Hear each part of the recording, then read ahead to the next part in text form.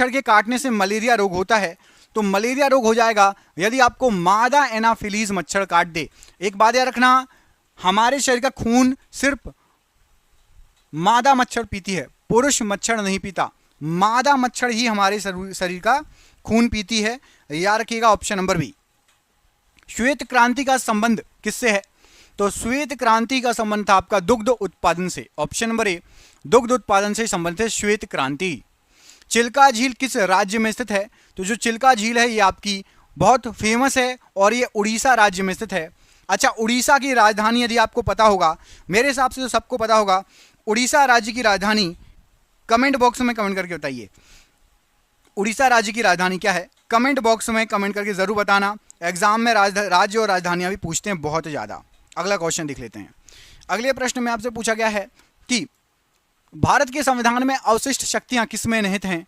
तो भारत के संविधान में अवशिष्ट शक्तियां संसद के पास हैं, संसद में निहित हैं। ऑप्शन नंबर सी यहां पर राइट आंसर हो जाएगा, संसद में निहित है अवशिष्ट शक्तियां। अंग महाजनपद की राजधानी क्या थी? तो याद रखिए अंग महाजनपद, इसकी राजधानी थी आपकी चंपा।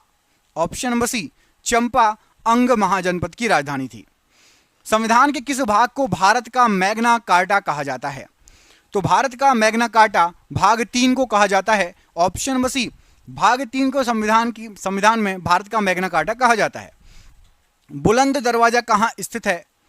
तो याद रखिएगा बुलंद दरवाजा फतेहपुर सीकरी में स्थित है। Option number D, Fatehpur Sikri में स्थित है बुलंद दरवाजा। लोनार झील कहां पर है?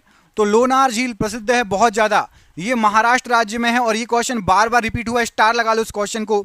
लोनार झील महाराष्ट्र में है, याद रखना। भारत में जनगणना कितने वर्षों के अंतराल पर की जाती है?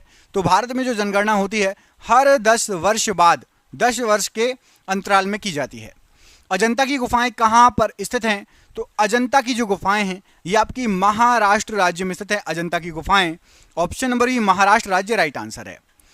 कंप्यूटर को बनाने वाले फिजिकल